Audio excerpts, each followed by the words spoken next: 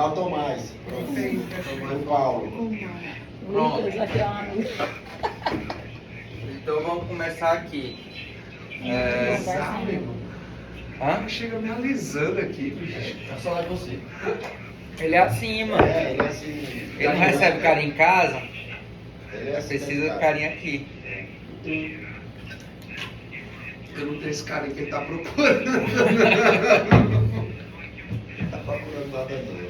Fala, Então vamos lá, gente. Não, essa. Tava ótimo. Pronto, tá melhor. Não acho não. Não, amigo, Contrário, é o cara. contrário, tem que escurecer Essa aqui. da frente. Calma, vai dar certo. Já. Tava assim, tava bom. Não, peraí. Não. Tem que ter um Não. jeito que. A outra. Não. Essa. Pronto. Pois é, quando ele Essa fizer tá igual- toda ligada, é o jeito que tava. Tá É exatamente o jeito que tava. Deixa eu ver. Não muda nada aqui. Ah, mas eu tô tontinha. Essa da frente fica ruim. Ele não pode mais pôr uma discoteca. Não pode nem. Já é isso, tu não vive nas baladas não. Referência, ó. Vive nas balas. Acho que ele parou no tempo. Aonde é que tu viu a luz? Ele parou no tempo, a Luiz falou, isso é foda. Cara. Tá, gente, vamos lá então. Tá filmando? Tô filmando aqui pra galera que não tá conseguindo assistir, certo? Mas então, tá, gente? Um monte de gente deve estar comentando sobre Petrobras, clientes, etc, etc. Não sei se vocês estão acompanhando, mas a Petrobras teve um dia de queda aí de uns 11%, mais ou menos. Pouco, né? Não é pouco, mas ela também tinha subido muito, né? Então, ainda não é uma queda tão relevante. E o que acontece? Tá, gente? Foi definido lá no Conselho da Petrobras que não haveria a distribuição extraordinária de dividendos, né? Como assim, Gustavo? A Petrobras ela tem um estatuto, né, que ela vai distribuir, se eu não me engano, 40% do fluxo de caixa. E o que fosse acima disso era considerado uma distribuição extraordinária, né? Apesar disso, né, o mercado começou a mudar as projeções de dividendos para 2024 depois dessa decisão, porque basicamente deu a entender que a Petrobras passaria a distribuir até menos dividendos do que os 40% que ela tinha estatuto, né? E talvez passasse a distribuir apenas o mínimo obrigatório. E esse mínimo obrigatório, que é aqueles 25%, né, que tá na lei, certo?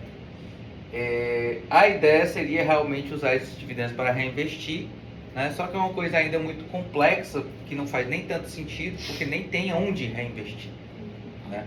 Então, tipo, para a Petrobras reinvestir, o conselho, né, ele tem que pegar projetos que estejam dentro da empresa, né, projetos que tenham sido aprovados pelo próprio financeiro da Petrobras, né, que tem um retorno atrativo, né, ou seja, muita coisa na lei das SAs mudou, mas eles estão tentando ao máximo fazer alguma coisa, né, com esse dinheiro, né? Daí já começou um monte de especulação, já teve uma comitiva da Petrobras que visitou a Venezuela, depois ontem já estavam falando sobre um parque naval, então tipo assim, já começaram a colocar isso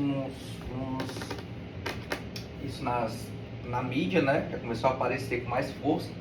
E por que isso está acontecendo? Existe um embate entre o ministro de Minas e Energia e o presidente da Petrobras. O presidente da Petrobras é um cara um pouco mais técnico e o ministro é um pouco mais político, né?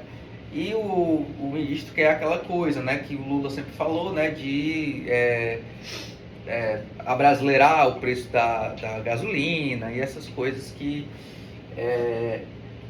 são extremamente nocivas para a Petrobras, né?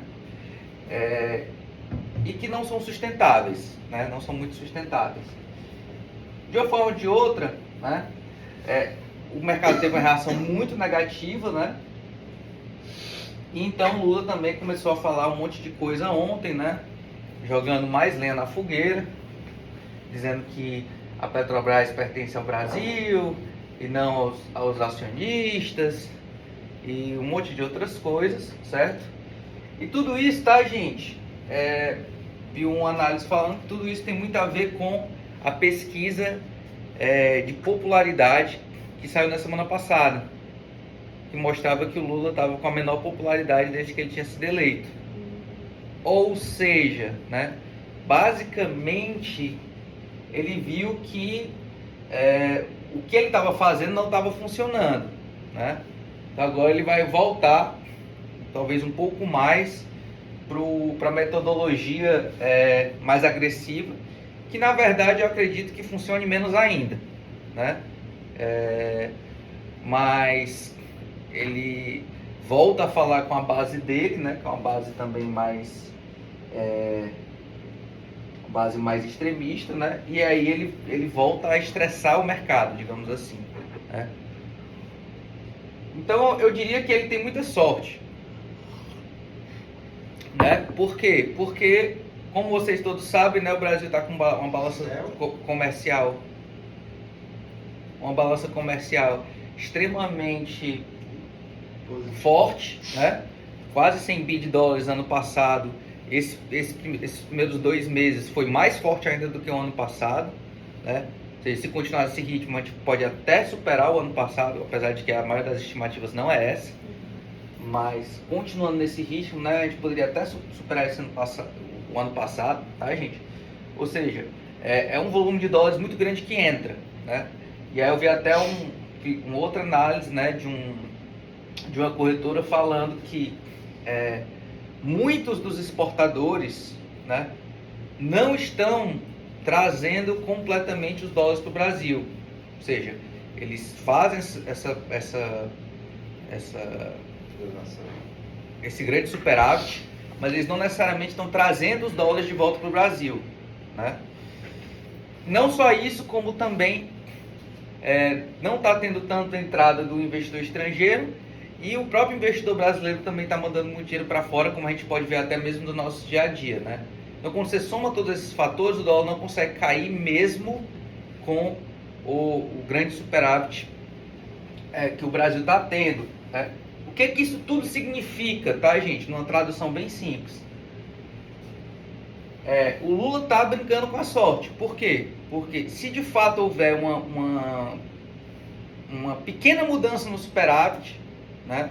Que hoje todo esse estresse que ele está causando, toda essa questão de déficit fiscal, toda essa situação está sendo o quê? Um ponto negativo para o dólar, mas está muito dólar entrando via superávit, certo? E esse dólar entrando via superávit, o que ele está fazendo? Ele está segurando a cotação. E enquanto o dólar está com a cotação segura, gente, a inflação vai ficar relativamente comportada, certo? Então, a gente está ali, por enquanto a situação continua controlada, mas isso aqui acende um sinal amarelo, tá? Enquanto antes a gente estava com um sinal verde, bem tranquilo, acende um sinalzinho amarelo. Por quê? Porque demonstra que a campanha de eleição municipal de fato está começando, né? Então, esse ano a gente pode ter aí mais notícias negativas nesse âmbito político por conta da eleição municipal, né? Que eu acho que a gente tem que ficar acompanhando, certo? Mas ainda assim, os níveis de taxa Selic, os níveis de inflação ainda são muito confortáveis para a trajetória continuar de queda. Eu continuo com aquela ideia de que essa questão, ela muito mais vai impedir a taxa Selic de cair de 9 ou 8,5 para 6, né, do que fazer ela voltar a subir, né? Como assim, Gustavo? Eu acredito fielmente que se não houvesse muita confusão política, a taxa Selic voltaria para 6 rapidamente, certo? Mas de fato pode ser que a gente veja esse cenário como cada vez mais distante, né, devido a esse comportamento eleitoral, tá certo?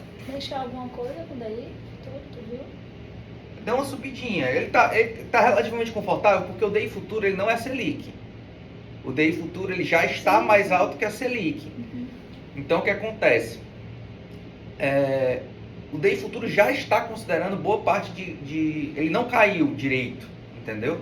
Tanto é que a gente ainda consegue achar bons preços de vez em quando, certo? Por quê? Porque não caiu, né? Confiança, né? A pessoa não está acreditando. Exatamente, ou seja...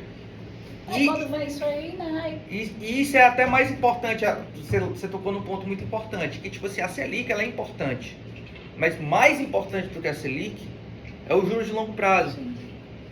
Porque a pessoa que vai se financiar para fazer uma obra de saneamento, que nem a EGEA está fazendo esse ano, né? Ela não vai se financiar na Selic, ela vai se financiar na taxa de 20 anos para frente, né? Então, realmente não tem como, né, aumentar o investimento dentro do Brasil, né, com esse tipo de comportamento. E isso inclusive é um alerta também nos números do PIB, né? Porque os números do PIB vieram também com o investimento para baixo. Foi inclusive o ponto negativo do PIB de 2023 foi a taxa de investimentos da economia, que caiu 3%. Né? Então, assim, quando você soma tudo isso, você vê que... É o índice que mais representa a confiança. Exatamente. Então, a taxa de investimento, ela precisa... E eu acho que confiança ou não, eu acho que o mais importante até do que a confiança, eu concordo que ela representa a confiança, eu acho que ela representa também a sustentabilidade do crescimento. Porque se não tem uma taxa de investimento crescendo junto com o PIB, como é que o PIB vai continuar crescendo? Né? Não sustenta. Ou seja, é o bom e velho típico voo de galinha que o Brasil está acostumado a ter, que é o crescimento baseado em impulso de consumo sem um equivalente de investimentos.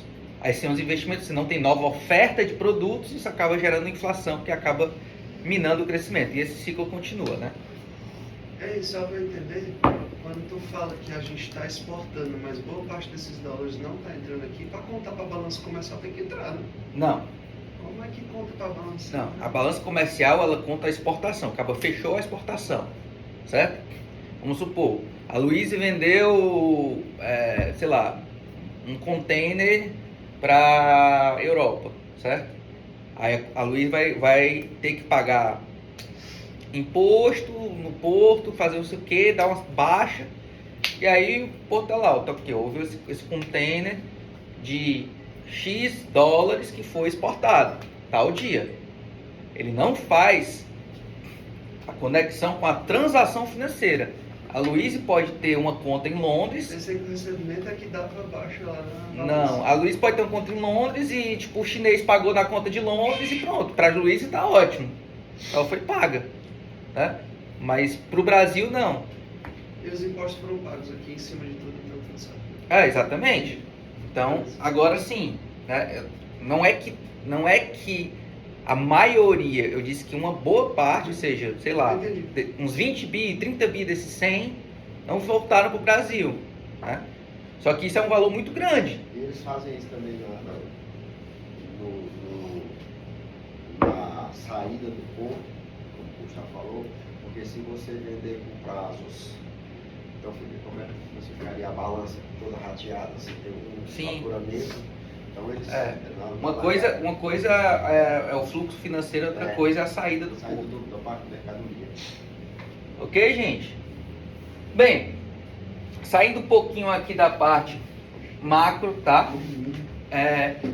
E entrando aqui um pouquinho na parte de produtos, tá? A gente tá assim, não sei se vocês têm visto, mas a gente tem visto com alguma constância, né? A gente tem visto com alguma constância a oferta do Pão de Açúcar na plataforma, certo? Uma oferta que aparece lá como CDI mais... O Arthur sabe até melhor do que eu. Quanto é que tava? Mais 8, mais 9. CDI mais 8, CDI mais 9. Já vi mais 20. O que é isso, Cruz? Certo? Por quê? Porque o Pão de Açúcar estava bastante mal das pernas, certo? Secundário, isso aparecendo?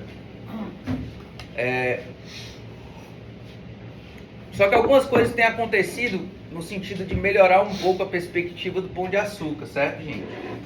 Primeiro, o resultado do último TRI do ano passado foi um resultado que, para mim, foi um bom resultado, né? Não foi, assim, a 10ª maravilha do mundo, mas foi um bom resultado. Ou seja, a empresa operacionalmente está bem, ela só está com realmente muitas dívidas, né? Isso acaba aumentando ali a taxa cobrada pelo mercado, né? Em cima das dívidas do Pão de Açúcar. Gustavo, tem uma coisa que a gente vê no mercado, por exemplo, aviações antigas não existem, todas querem, mas aquele supermercado com a capilaridade que ela tem, geralmente, se tem algum problema, outro compra e vida que segue, né? E eu acho que você colocou um outro ponto que é bem interessante, tá, Marcelo? A grande questão do Pão de Açúcar, tá, é porque ele tem esse valor da loja, dos pontos, né? Mas ele tem muitos imóveis ainda, né? Então ele tem muito patrimônio que eventualmente ele poderia transformar em liquidez para quitar as dívidas. Só que não foi isso que me fez mudar um pouco a percepção em cima do Pão de Açúcar, mas sim a oferta de ações que ele está fazendo agora. Ou seja, antes de deixar a situação ficar num ponto ainda pior, né, ele vai fazer uma oferta de ações e vai ser mais ou menos 1 bi, né? E isso pode ajudar o Pão de Açúcar a cair a dívida dele para baixo de 3 vezes dívida líquida EBITDA, certo? Que é aquele patamar que o mercado já começa a gostar, tá, gente? Então, não lembro exatamente qual era o vencimento da dívida do Pão de Açúcar, mas começa a ficar um pouco menos perigoso, certo? Todo mundo tem aquele cliente que é super mega taxeiro, certo? E que isso poderia ser apresentado não como uma oportunidade de investimento, mas como um exemplo de taxa alta, certo? Que a gente poderia conseguir. Tipo assim, se você só quer saber de taxa, tem essa taxa aqui, né? Porque a gente sabe que algumas pessoas fazem isso até mesmo para atacar nossos clientes e captar recursos, né? Então, vocês conhecem os clientes melhor do que eu, né? E teriam capacidade de ver que tipo de cliente estaria nessa situação, tá, gente? Mas mesmo assim, tá? Continua sendo uma oferta bastante arriscada, tá? Em que no máximo 1% da carteira do cliente. Já ia perguntar, se é aquele 1% vagabundo, né? No máximo 1% da carteira do cliente, certo? E realmente para aquele cliente que é chato e taxeiro, tá? Não o cliente normal. Cliente normal que quer segurança, etc. Não, de jeito nenhum, tá? Isso é a cara do cliente que vai na plataforma sozinho e vai comprando só porque vê a taxa. Exatamente, né? Exatamente. Gosta do Pão de Açúcar, né? Mas é importante a gente saber os riscos, tá? Gente, nós vamos ter 2 ofertas esse mês que eu achei elas interessantes, mas que a maioria das pessoas não conhece, certo? Como assim, Gustavo? A maioria das pessoas, os assessores e clientes, não conhecem esses dois ativos, digamos assim. Então, eu vou falar um pouquinho, tá? Porque a gente vai ter essas 2 ofertas que eu tô achando interessante, tá? Primeiro é o Banco Mercantil, tá, gente? Ixi, mas eu não tava mais no Banco Mercantil, ó.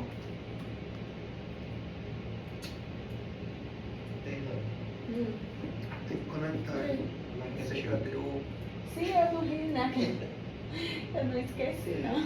Como assim? Eu não tô com Wi-Fi. Tu não tava com o Wi-Fi ligado, não. Agora vai dar certo, dá um F5 aí. Tava desligado o Wi-Fi. Uhum. Não é aqui não. Cadê? Então, tá, gente? O Banco Mercantil é um banco que foi fundado em 1943, certo? Ou seja, é um banco já com seus 80 anos de idade, certo? E é um banco que vem crescendo bastante, certo? Deixou eu passar isso daí, pô. Eu ia dizer que cortou a fita. Ah, meu Deus. Rapaz, eu fiquei esperando, rapaz. Eu confesso que até eu esperei. Eu fiquei uns 10 segundos aqui, pô, vai deixar eu passar mesmo. Levantou a Eita, bola, Marcelo, tu já tá acostumado. O Gustavo deixou essa quicando aí na frente do Não gol. olhando pra ele, não. É daqui, é de brasileiro. Eu achei até estranho. É de Minas, tá, gente? Então ele vem, como vocês podem ver, ó. Tá dormindo, Paulo. Como vocês podem ver aqui, ó, resultado de intermediação financeira crescendo sempre, receita de serviços crescendo sempre, o lucro então crescendo bastante, tá? Ou seja, Bonitinho, né? exatamente, bem bonitinho.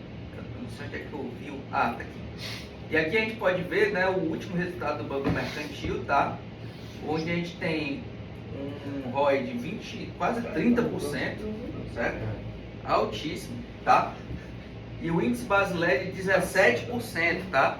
Também muito alto, certo, gente? Ou seja, um banco em pleno crescimento, um banco com níveis de inadimplência baixíssimos, tá? 3% de inadimplência, índice de Basileia super confortável, certo?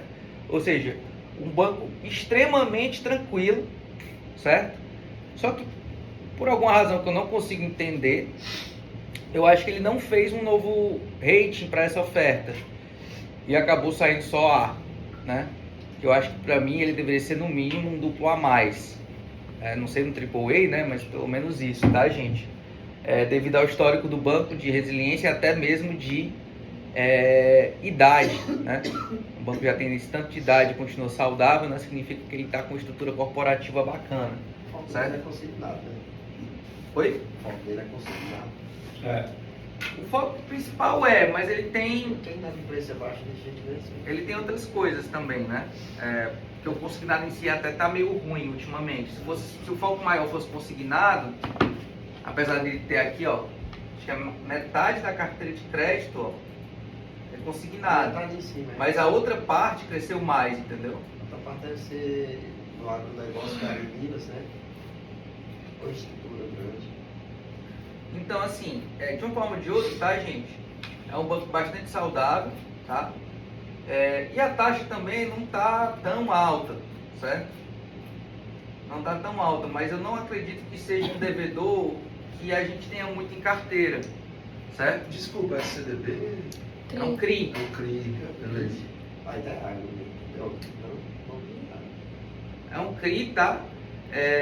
E ele está com a taxa aí que é de CDI mais 1,6 na mais longa, né? E DI mais 1,6 na mais longa, certo? Só que, como o Arthur já falou várias vezes, eu acho que não vai ter muito fechamento de taxa nessa oferta, certo? Ou seja, é um banco que é tranquilo, que dá para oferecer para todo mundo, certo? E que está com a taxa boa. Público geral. E isenta.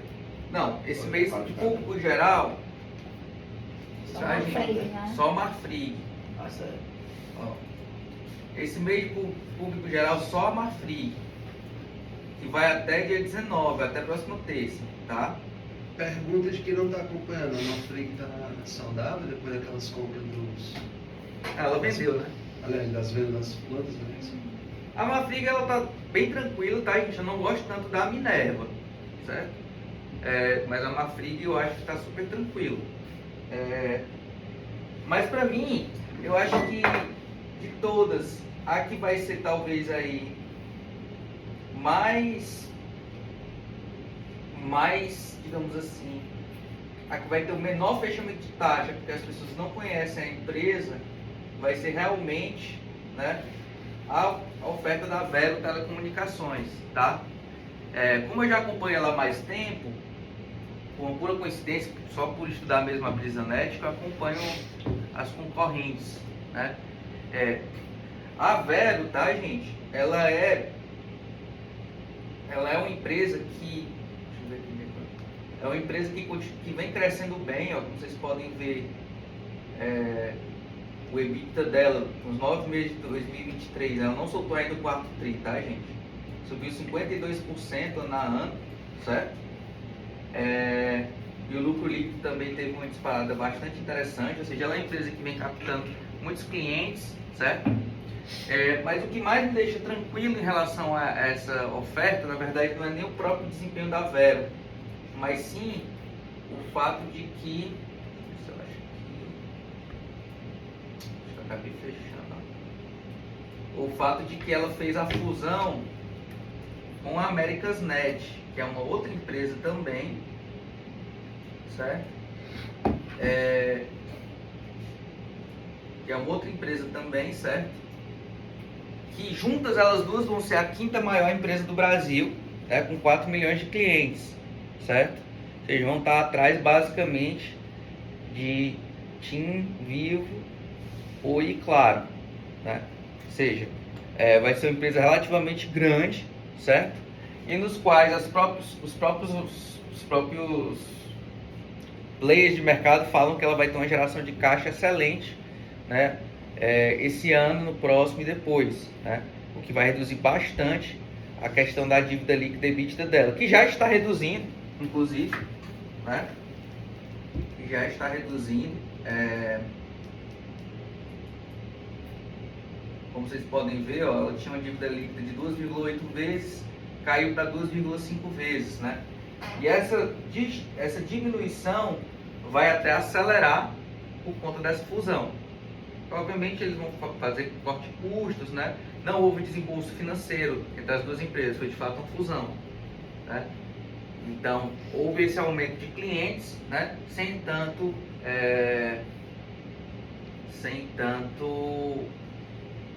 dispêndio, né? A gente sabe dizer se a America's Net lá era muito endividada?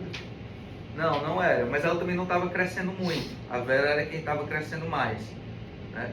Outra coisa que é interessante é a distribuição geográfica dos clientes, tá, gente? Enquanto a America's Net é muito forte no interior de São Paulo, né? Ela é muito forte no centro-oeste do sul. Oi? A Vera. Isso. A Vera é muito forte, a America's Net é muito forte no interior de São Paulo. Ou seja, são regiões que, em geral, têm um crescimento acima da média nacional, né? E são crescimentos que na verdade são mais sustentáveis, digamos assim. Então, de uma forma ou de outra, é uma empresa que tende a se manter saudável pelo menos até o próximo ciclo aí, certo? E eu acho interessante também, tá, gente, ressaltar uma pequena coisa. Todas essas empresas de telecomunicações, tá? Elas têm o quê? Muitos investimentos em fibra, né? Muitos investimentos em antenas, muito investimento em infraestrutura. Elas são as empresas de infraestrutura. Por isso que, né, muitas vezes você tem o quê? Você tem uma negociação constante entre as partes. Ou seja, você vê uma empresa comprando outra, uma empresa fundindo, tiver essas notícias o tempo todo, certo? Porque é muito fácil de metrificar quanto vale aquela empresa. Vem tem tantos quilômetros de fibra, tantas mil antenas, né? Qual é a duração da sua concessão? Então você consegue metrificar isso fácil, né? Então, em caso, né, uma situação negativa desse grupo vir a piorar financeiramente, a gente teria facilmente ali uma aquisição dos ativos, né? E também uma segurança a mais, né, para essa operação, tá? Então eu acho que a operação ela passa naquele nosso crivo de risco, certo? Sendo que a gente tem aqui umas taxas bastante elevadas, certo?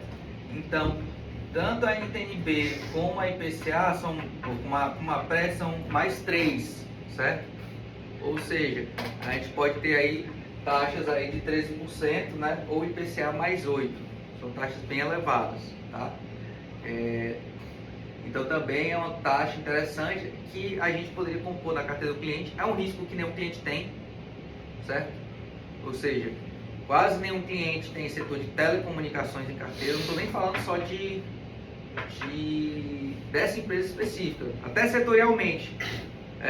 Outro dia eu estava conversando até com a Amanda sobre um cliente e ela queria colocar a oferta da Marfrig, só que o que ele já tinha? Ele já tinha JBS, já tinha Minerva e já tinha Brasil Foods, né? Ou seja, a gente tem que sempre considerar também o risco setorial, não é só o risco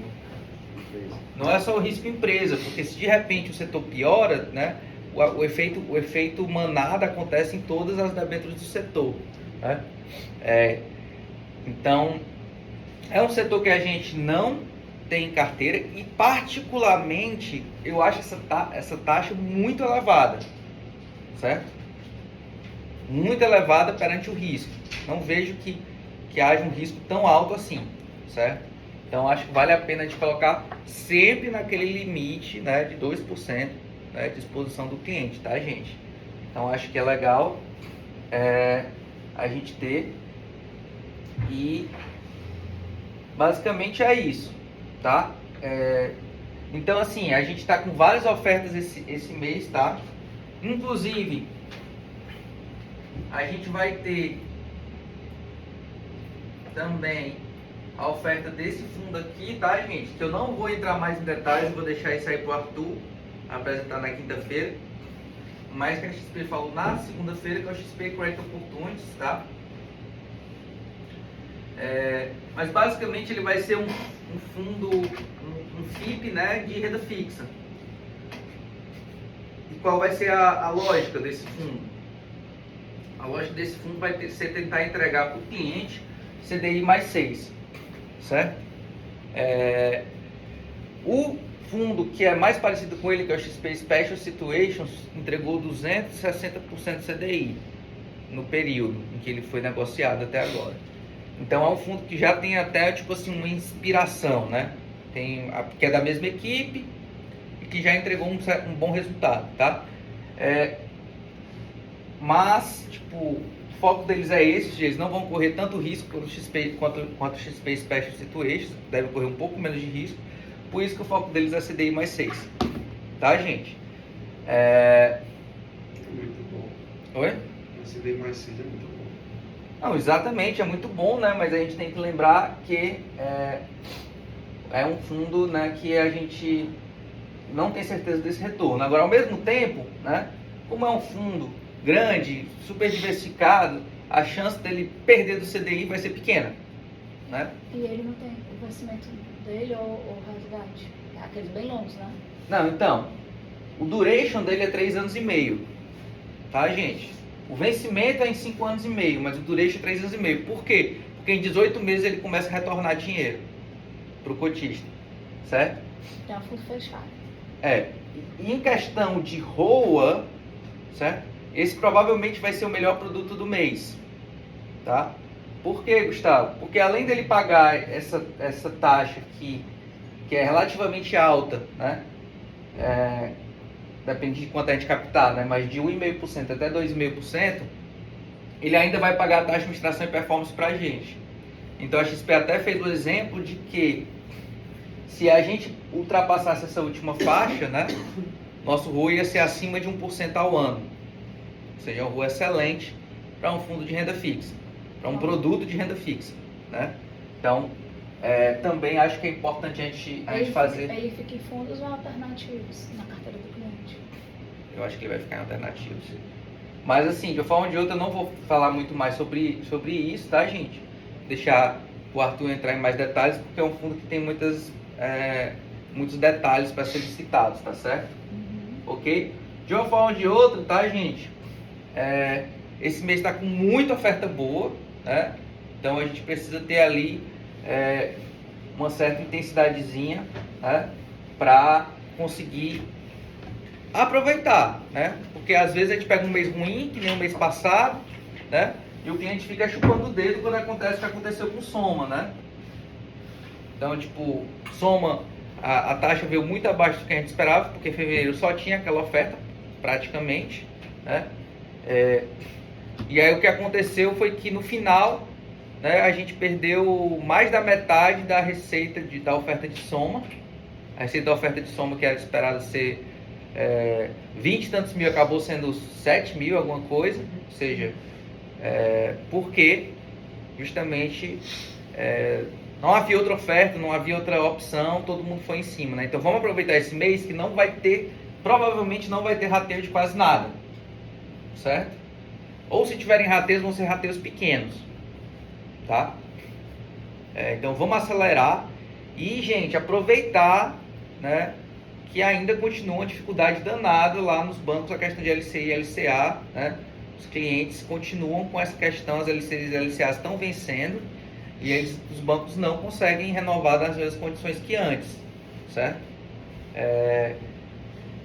E mesmo nas novas condições, as taxas vão ser cada vez menores, tá, gente? As taxas vão ser cada vez menores. Então, pode ter certeza que em oferta de produtos isentos, a gente está agora na dianteira em relação aos bancos, certo? Então, vamos aproveitar essa volta da nossa vantagem relativa, certo? E oferecer esses produtos para trazer aí uma vantagem para a gente. Beleza? Show de bola. Alguém mais tem algum recado, alguma coisa? Não? Não. Então é isso. Bora lá. Uou.